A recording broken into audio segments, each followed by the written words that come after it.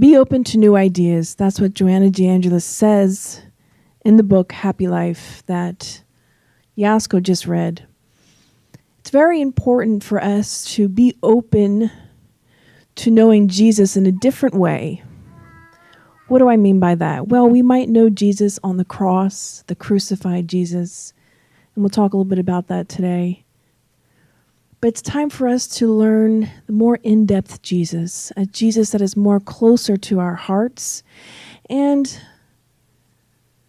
if you've ever gone to the symphony or ever gone to any high school or college symphony, you might have heard them tune up their instruments a little bit before they play.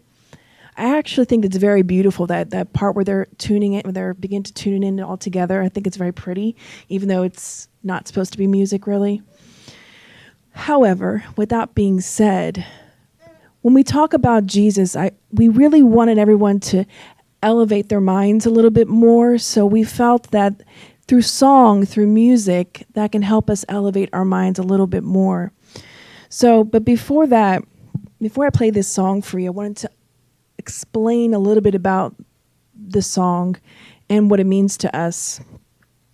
Now, many of us, I'm sure, are familiar, especially if you grew up in the church or hearing Bible stories, might be familiar with this particular text in Matthew chapter 14, verses 22 through 33.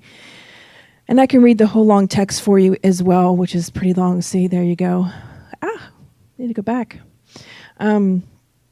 But in essence, it is when Jesus and the disciples were out on the boat, and I'll just read it for you guys, if you want to be extra correct. From the actual Bible, it says, in the New International Version, "Immediately Jesus made the disciples get into the boat and go on ahead of him to the other side, while he dismissed the crowd. After he had dismissed them, he went up on a mountainside by himself to pray. Later that night, he was there alone, and the boat was already a considerable distance from land, buffeted by the waves because the wind was against it. Shortly before dawn, Jesus went out to them, walking on the lake. When the disciples saw him on the lake, they were terrified. 'It's a ghost,' they said, and cried out in fear. Yeah, and Jesus immediately said to them, 'Take courage, it is I. Don't be afraid.' 'Lord, if it's you,' Peter replied, 'tell me to come to you on the water.' 'Come,' he said. And Peter got down out of the boat, walked on the water, and came toward Jesus. But when he saw the wind, he was afraid, and beginning to sink, cried out, 'Lord, save me.' Immediately, Jesus reached out his hand and caught him. 'You of little faith,' he said, 'why did you doubt?' And when they climbed into the boat, the wind died down. Then those who were in the boat worshipped him, saying, 'Truly, you are the Son of God.'"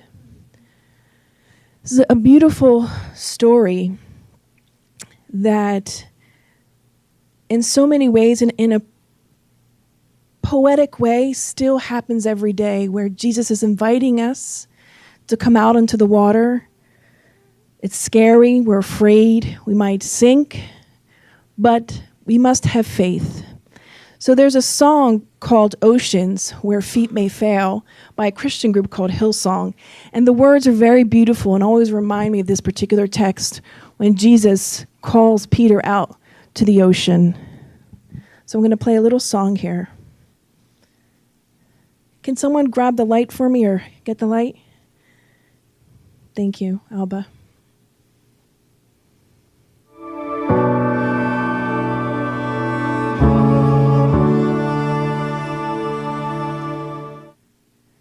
So, this is the call that Jesus is always making. And the song is sort of from Peter's side, where as we live our lives, we're trying to remind ourselves, as I'm being called out into the water, may I have faith, may I be strong, may I not focus on the waves and the crashing waves, rather, and the storms and all the things, as you can see here in this picture, but just focus our eyes on Jesus, and we won't sink to the bottom. Something for us to really think about. And something else for us to think about is this idea of love. And what did Jesus talk about? When he spoke about love, what kind of love was it? And I know you might have heard this term before, but we're going to talk about it together. Particularly this scene is from John 21, verses 15 and 17, when Jesus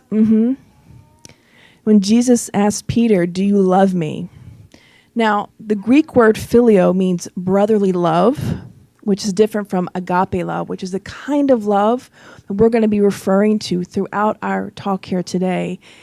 And it's the kind of love that we should be trying to reach towards, that agape love. The point in the different Greek words for love seems to be that Jesus was stretching for Peter to move from phileo to agape love. So for all of you who may not know, or maybe you do, because it's a text that's been cited over and over again, when Jesus asked Simon Peter, "Do you love me?" And he says, "Yes." And he says, "Lead my lambs and my shepherds." And he asked him 3 times. And some historians say they asked him 3 times because Peter denied him 3 times. But what we would like to focus on is the kind of love that some scholars say is really what Jesus was trying to teach Peter about. And since Peter was going to be this great teacher, he wanted him to understand the agape love, and not just the filial brotherly love, because the agape love is all-encompassing. That is the love that Jesus brought and taught us. But that is also the kind of love it's not easy to reach that level. And some people might even feel, well, when I think of Jesus, I feel like he's so far away from me, I can't even reach him. The beauty of Jesus is that the more and more we focus on him, the more and more we meditate on him, the more and more we talk about him, give lectures about him, we connect or make connections to his image in our mind. In the same way that when you watch a scary movie, you imprint those negative images in your mind. When you study something positive like this, you equally are imprinting something positive in your mind that's going to stay there forever. So think about that. These are good things to be studied, to be reviewed again and again and again, for us to become, not only just to elevate our minds, but to feed our soul something more positive. Something that Joanna says in the beginning of this book that's really pertinent and is really important for us to know. And we always feel this way whenever we talk about Jesus, because although some of us might wear a cross in homage to Christ and him dying on the cross, but Joanna reminds us that we need, more than ever, an uncrucified Jesus. She says in the introduction of this book, the present desperately needs an uncrucified Jesus, a companion, and therapist offering urgent assistance to keep it or us from going over the edge. Those are pretty powerful words. She's saying that we need to redefine Jesus as we know it. We need to take him down off the cross. Now, in choosing our pictures today, we were very specific in choosing certain pictures of Jesus. And I like to think, pardon me for using that one of the beauties of this particular photo of Jesus is that when I asked myself, well, why did she paint him with his hands covering like this, as if to say no to people? But then I thought about it more, and then I thought to myself, I think it's because somehow through Akiani, he wanted to present himself as the uncrucified Jesus. As you can see, he has no markings on his hands, no resemblance of when he was dying on the cross. Just a Jesus, brother, someone of light. Something for us to think about. And it's beautiful that we have these types of images out there, because before we had a lot of the gory images of Jesus and blood on the cross and the the death and the dying. It's, it is what happened, but we need an uncrucified Jesus. We need to focus on who and what he was and how we can reach that. Again, this is from chapter 4 of the book, Jesus in Our Day. Joanna describes him in the following way. She says, he was the most perfect, complete being that has ever walked this earth. Profound oneness with the divine consciousness. He had perfect psychophysical balance. Crystal clear character, so much so that every time people came in contact with him, he inspired this confidence. You know when you meet someone and you just feel like you can trust them, they just have something about them? Well, imagine Jesus at his level when people met him. Even if they didn't even realize it at the time, we learn in the books that they forever will change. They have forever changed the lives of so many people that he met. Even if at that time they didn't know it or they didn't accept him, they forever were impregnated with his ideas and their experience with him. He was the bearer of authentic courage. He strove against injustice. He was patient and peaceable. And most importantly, if you can remember the type of society he lived in, which was much more worse, or if I can say that in English, way worse than the society we live in today. They're much more intolerant. In Joanna's words, in a violent, perverse society, he chose love as a solution to all matters at hand, and unrestricted forgiveness as the effective therapy for all infirmities. This is really important. I took a class today. I had to take a CPR class today. And all throughout the class, whenever an important part of the test or whatever portion of the lecture was going to be on the exam, the teacher kept saying, "This is really important." So if you hear me say that, it's because it's really important for us in our lives when we're facing the different tests, the different struggles. To choose love as a solution and forgiveness as the effective therapy for all infirmities. Once upon a time, we had this friend of mine, 10, 15 years ago, didn't know Spiritism. But he used to say this thing to me that I thought was so fascinating, and I thought he was a bit of an enlightened being, although in some ways he was not, but in other ways he was very enlightened. And one day I came to him with one of my problems, and he said to me, "Kirsten, you always have to ask yourself this question. How can love fix this? Or how does love fix this?" And I thought that to be quite fascinating, strange, yet very true and very helpful, because every time I ran into problems at that time, I asked myself, how can love help this situation? And here we have Joanna, all these years later, we're coming to find out that choosing love is what Jesus did, and forgiveness as the effective therapies. So we're talking about medicinal purposes here that love and forgiveness has on our overall health. Things that we may right now, the modern science may not recognize and may not acknowledge. They don't even talk about. How many times you go to your doctor, is he suggesting to you forgiveness therapy? I don't know any allopathic doctors that do that. Maybe some naturopathic, homeopathic ones might.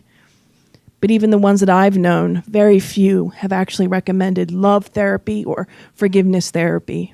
They might say you need therapy, but not specifically this kind of therapy. Important for us to remember. It's going to be on the quiz later today. No, I'm just kidding. But it'd be very useful for our lives. Joanna goes on to say many things.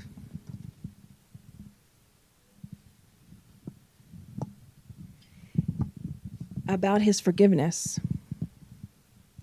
That he not only forgave through words, but mostly through clear and honest attitudes, putting himself at risk by extending forgiveness, especially to the unfortunate, the unclean, the outcast, and the needy.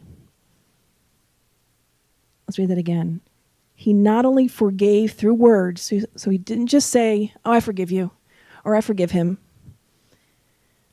but mostly through clear and honest attitudes, putting himself at risk by extending forgiveness, especially to the unfortunate, the unclean, the outcast, and the needy.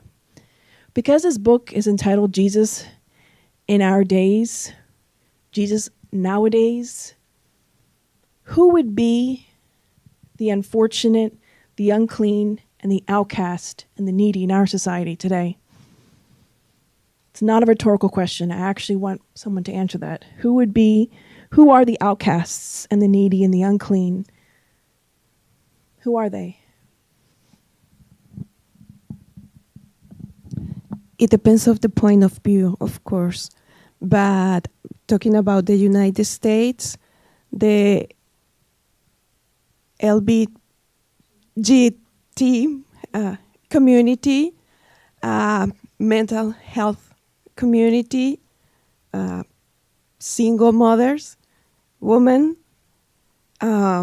unprivileged people, African American people, immigrants, so on and so forth. Anyone else have any input? Anything else you wanted to share with that? There's a lot. And Alba's right, depending upon, our definition. The homeless, old people. The old people may be those that are in nursing homes that are forgotten about. They're also very needy. Everyone remembers the children, but seldom do we actually remember the elderly in their old age.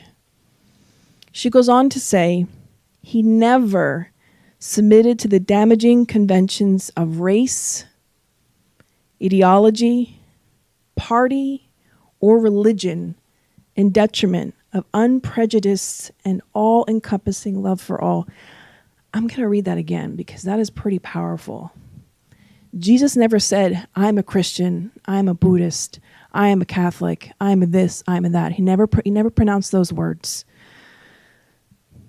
He never submitted to the damaging conventions of race, ideology, party, or religion in detriment of unprejudiced and all-encompassing love for all.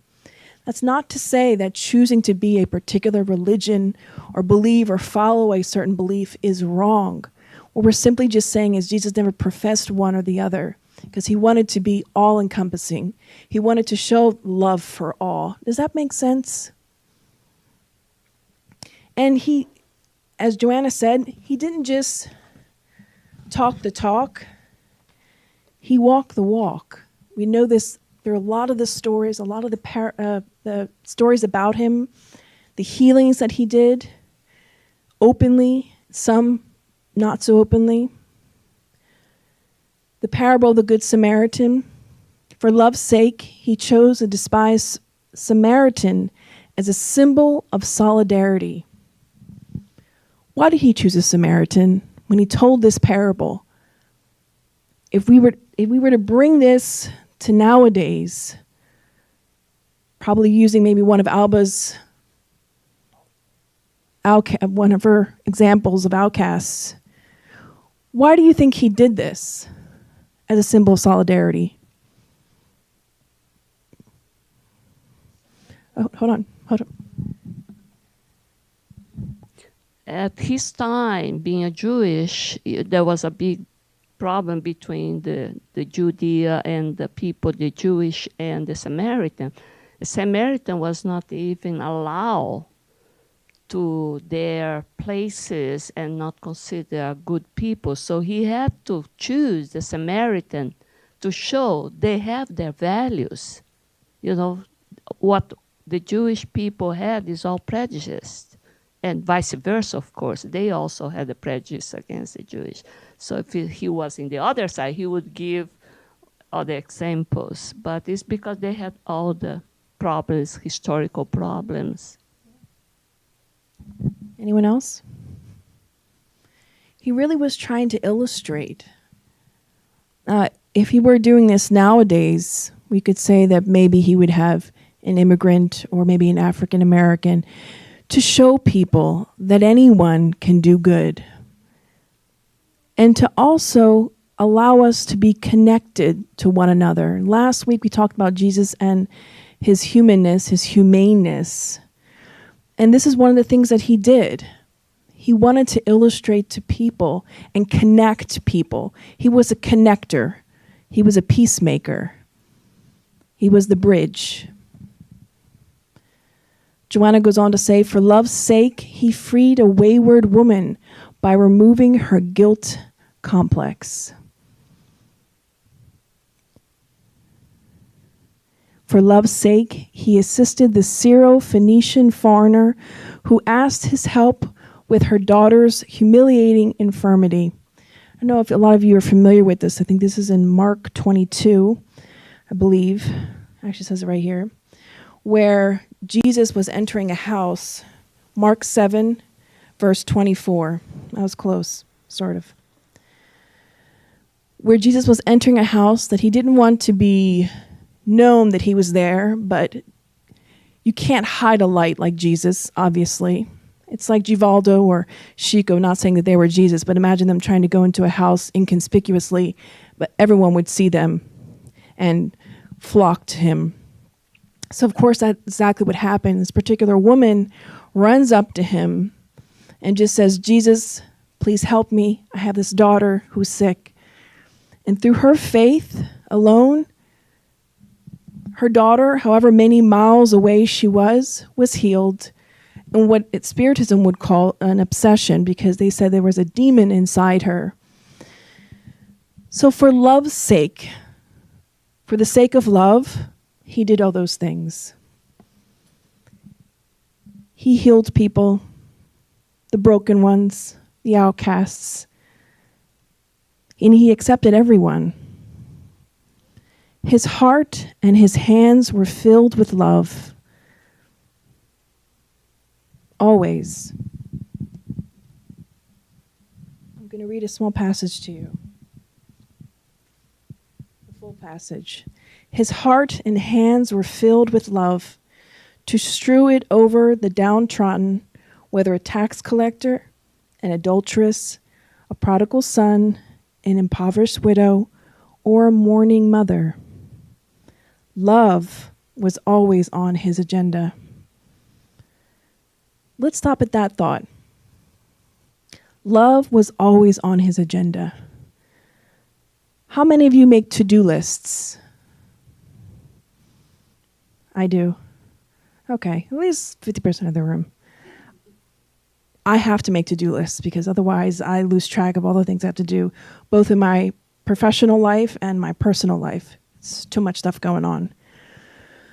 In our to-do lists, do we ever think about love and how it applies to all the things that we need to do? And is it on our agenda? Is it on our horizon to practice this love? It's very easy for us to think about people that bother us, people that have caused us troubles, coworkers, maybe your boss, or people that your neighbor, perhaps, that sort of get under your skin. But once we make this shift, this true paradigm shift of making love our agenda, we begin to become more Christ-like. So as we're studying about Jesus, we're learning about his attributes. This is one of the things we want to be thinking about and putting in our brain, that he was always vibrating at this level of love, forgiveness for all. Nevertheless, he held on to the energy that educates, that uplifts, that disciplines and saves. He still held people accountable.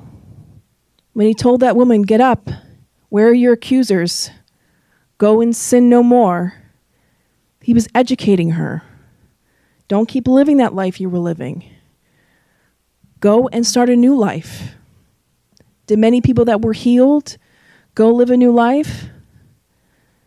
Probably not. Some did, some did not. But the point for us is that we begin today to put love on our agenda, on our day-to-day, on our to-do lists, if you will. Joanna goes on to say, he showed mercy toward all. Nevertheless, he held on to the energy that educates, uplifts, disciplines, and saves. He wept over Jerusalem. He railed at the Pharisaical farce. He warned the wayward. He condemned hypocrisy and gave his own life in a sacrifice of love. He never lost his way in childish sentimentality or hostility.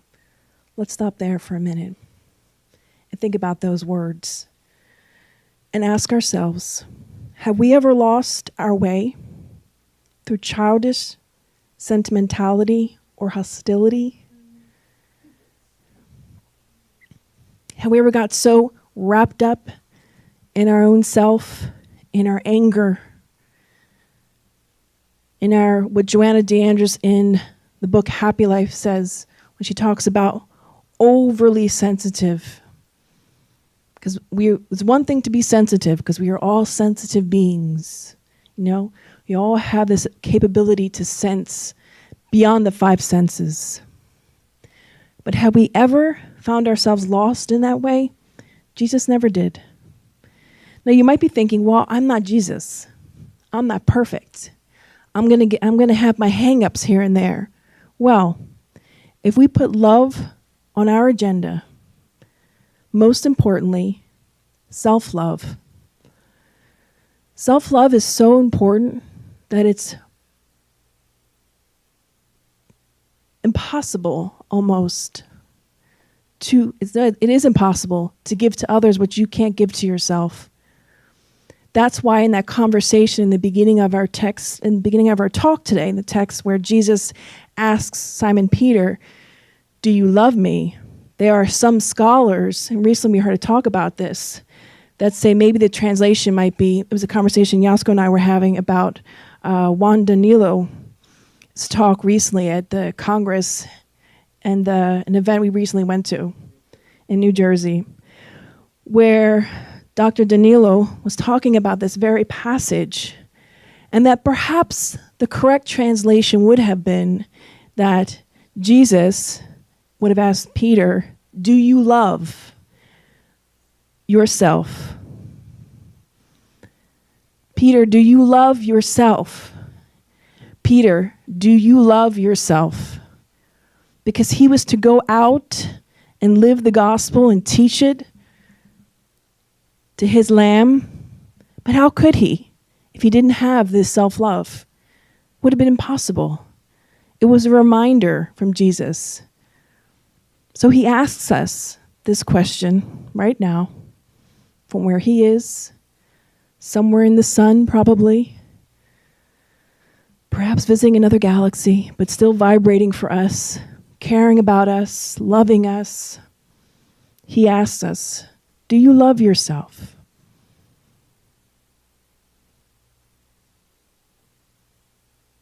And he gives you this hug as a reminder that you can, that we can reach this type of level of joy and acceptance and happiness.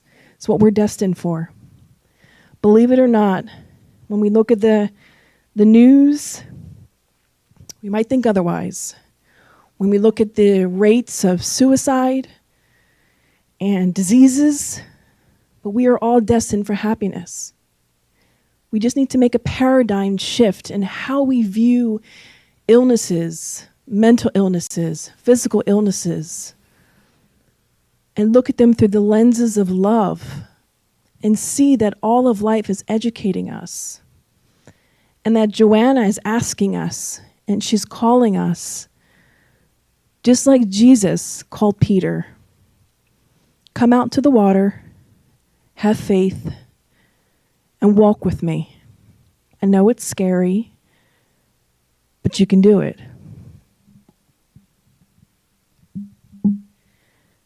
Joanna further goes on to say that love guided his steps, words, and thoughts. He became and still is the symbol of complete love for humankind.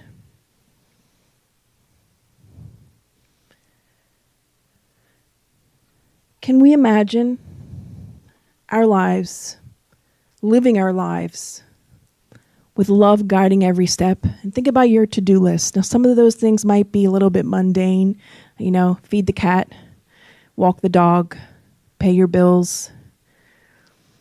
But just the other day, I had a telemarketer for the millionth time call my phone, and I remembered something someone said to me. I believe it was my partner in crime. Said to me, be nice to those people. That's their job. So I thought, well, I guess I should be nicer, instead of saying, please stop calling me and hanging up. So we never know our kindness, how it could shape other people's day. So that's what I did that day and continue to do moving forward, even after the discussion, I let them talk. I hear them out. I say, thank you for your phone call. But if you wouldn't mind removing me from your call list, I'd be ever so grateful. And then I got hung up on. But I thought, well, I tried to be nice. At least it was not me this time. But love was guiding my steps. I was trying to be good.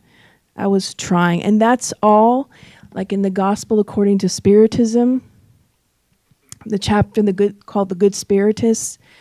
The point is for us to try to be better. The point is for us to make the effort.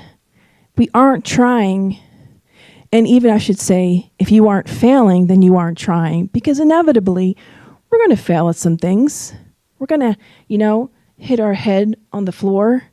But the point is not that. The point is to get back up and keep trying again, keep loving anyway, even when others are telling you, oh, that's not a good idea. You shouldn't be so nice to that person. They're mean to you. Why are you so nice to the mailman? I used to wonder this as a child. My family would do this, my father. He did a lot of odd things I thought were odd when I was a child. He would leave money every holiday for the mailman. He would greet the mailman. He used to talk to him about his life and his kids and his wife. And then every so often we get a new mailman and he'd start the process all over again. And he'd do the same thing with our local trash man. Paul is saying, of course, but my generation, I don't think that that's something that we've necessarily did. And I didn't understand it as a child. I thought it was embarrassing to see my father do that, because I thought, Dad, you don't even know them.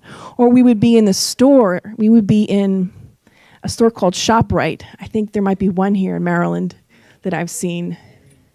3, okay. So he used to befriend everybody in the store. It was humiliating as an 8-year-old child, because he would just stop and talk to everybody and tell them about our lives, and they would tell them about their lives, and they'd go back and forth, and my dad would say nice things, and sometimes he'd say positive things and give advice.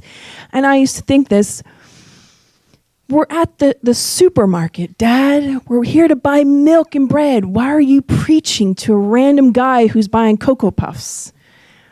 It used to be so embarrassing to me as a child because I couldn't comprehend. But isn't that like us now? We can't quite comprehend Jesus and why he did what he did, but love guided his steps. Words and thoughts, walking the walk, talking the talk. He became and still is the symbol of complete love for humankind.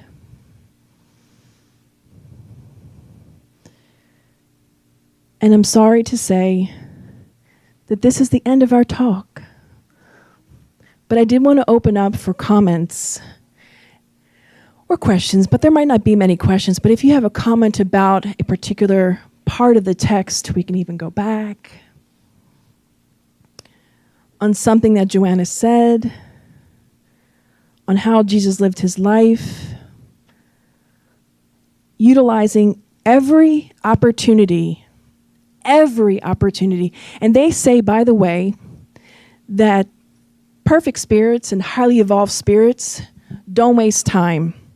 I thought a lot about this thing that I read. They don't waste time, that every breath and every word they say is for goodness. And I thought about that for a while, and I thought, asking myself, how many words a day do I say that are either hurtful or useless? And how can I rectify that and make my words more helpful to others, and taking every moment to be helpful to others? I remember, again, story of my father, and I apologize. He has been deceased now for a few years, and I find myself reflecting on a lot of the odd behavior I deemed as odd as a small child growing up with him. And I remember being small, and he had befriended this couple, and we were at their house having dinner like normal people. And then, true to fashion, my father starts talking about the afterlife. Now, these people were not spiritists. I don't know what they were, but my father was had such a strong faith and belief. He loved to talk about it. So here he was talking about spirituality, life after death, reincarnation, and here I am, about 10 years old, mortified, thinking these people are not believers like we are, and here you are talking about this stuff, Dad. And I just wanted to put my face into the mashed potatoes I was eating and just disappear.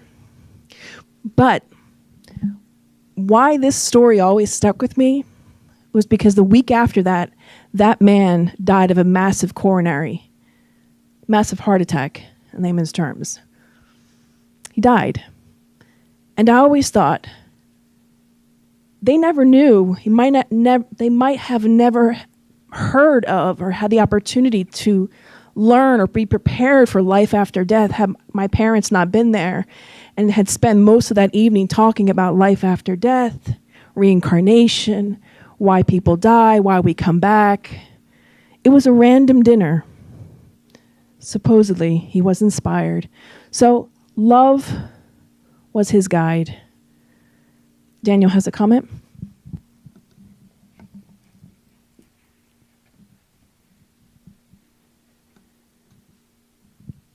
Yes, my comment is about Jesus. And you mentioned, right, when people always say, oh, but I'm not Jesus. I'm not able to love like Jesus loved. And we all know that because Jesus was a perfect spirit. We were not yet. But there is one thing that we can do, one step that we can do to achieve the love that Jesus has. And I consider this as a prerequisite for this agape love. Agape love, as you said. That also Jesus practiced and showed to us is the word respect. There is no love. We cannot love anyone, any culture, even nature, animals, if we don't develop the respect for that. And Jesus, he shows this very well, very clear, when he says, I didn't come to destroy the law, I came to fulfill the law. So he was already starting his life, say that, look, whatever Moses or the prophet has said, I didn't come to contradict, but to add. So what means he's already respecting what was built in the humanity and add more from that point. So bring to nowadays, how can we in our day-to-day develop the love? by respect one another, because sometimes it's difficult to love. You know, how come you wanna love your neighbor? How come you love someone that cut you off in a traffic driving? So, but if we start little by little respecting, you know, that person is in that level, that I should not engage on that I should pray, and, you know, maybe the person is really go to a difficult situation. So we are starting to practice this love that Jesus came to teach us. So I think respect is something that is lacking a lot when we listen the news, when we see our political arena, when we see all the discussion that we see over there, that there is no respect.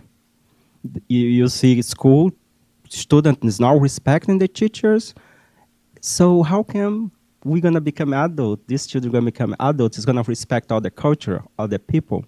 So I just wanted to make this comment because this topic of love is very deep, but require certain elements that we are capable to do it. That is respect one another. Religion, gender, different opinions, and sometimes we cut up in the, you know, I have the rights, and we forget about Jesus' teaching. But thank you so much. This was a nice talk. Thank you. You're not biased at all. Yeah, I like to go back to this series of attributes of Jesus. Of course, the first one, he was the most perfect. We are far from that. Profound oneness with the divine consciousness. We are trying to, but we're still far from that. Perfect psychological balance. We could try to be in balance. Once we know ourselves what triggers our imbalance in every day, like some of those that Daniel mentioned in his case, I won't be upset in the traffic, but he will. So, but I have my weakness, other weakness that perhaps he's quite okay. So I think once knowing, it's good to practice our psychological balance. As he is Jesus is our model and guide, is one of things that we should do. Crystal clear character.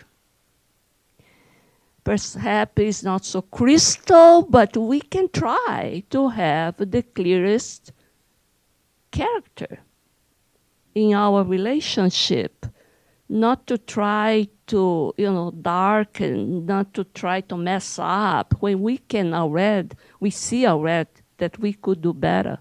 So, bearer of authentic courage. I think this is I was listening to many talks in Spiritism, and they say, and in the Spirit's book, you have this. It's not enough not to do the bad things. We have to have the courage to go for the good thing. We have to speak up. So then I thought, when Jesus was there to be, judged by Pilatus and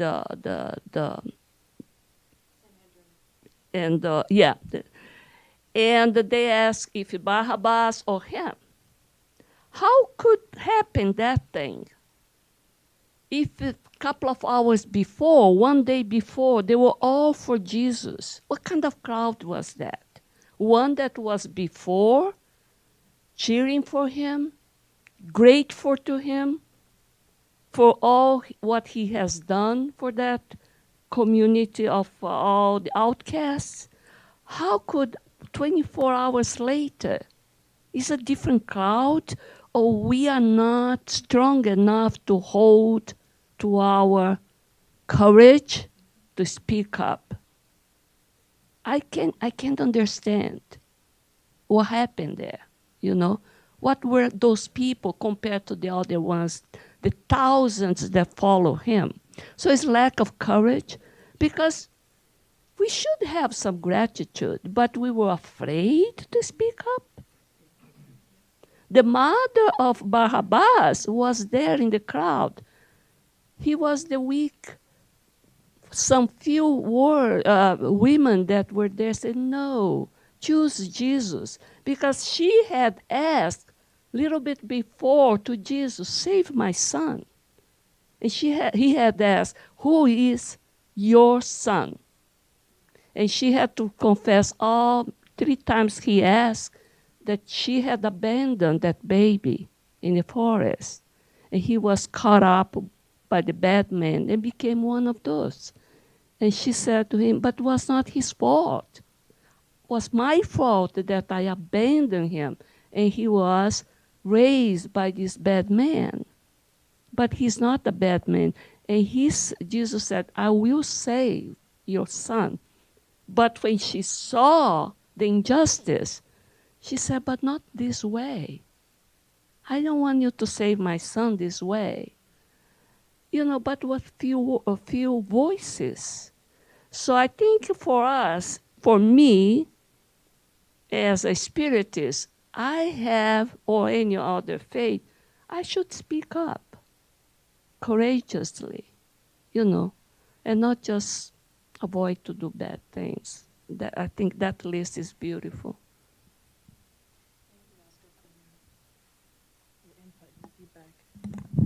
Does anyone else have any more comments?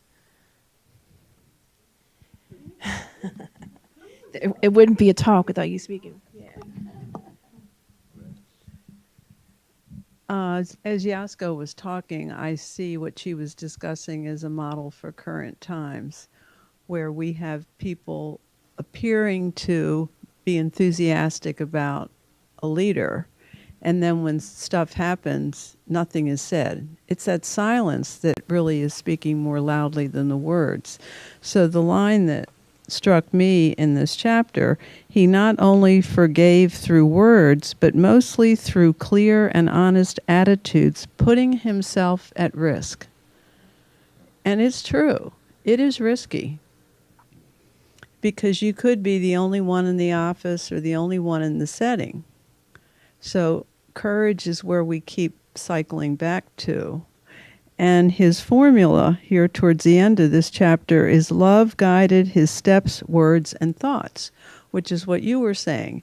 How do we start our mornings with a clear intention to live from our heart, and then take mini breaks throughout the day? Either the app's going to buzz or something's going to happen, just so we can remind ourselves, because you're in the marketplace. You're not living in a monastery. Just reminded me of something. My Apple Watch, which keeps going off, to remind me to do deep breathing. So perhaps, if you have a smartwatch that might alert you to something, or maybe you can set your own alert, like Paula maybe was referring to. So you can remind yourself to ask yourself, how is love guiding my steps? Am I putting love on my agenda today? Am I respecting others? Because there are basic human things that we can do that, of course, we're not Christ, not yet, but we can still practice these things. I mean, they're not there's an old movie in the 80s called What About Bob that starred Bill Murray and Richard Dreyfuss. And one of the most funny lines in the movie was, baby steps, baby steps, baby steps, baby steps. So, for those of you who've seen the movie, it's a comedy. It's a very funny movie. But baby steps for us. Be patient with ourselves. We're not going to be Christ tomorrow. Probably won't be next week and probably won't be next month. That's okay. If you fall down, just get back up. So thank you all for sharing in your comments today. I really appreciate it. And Daniel?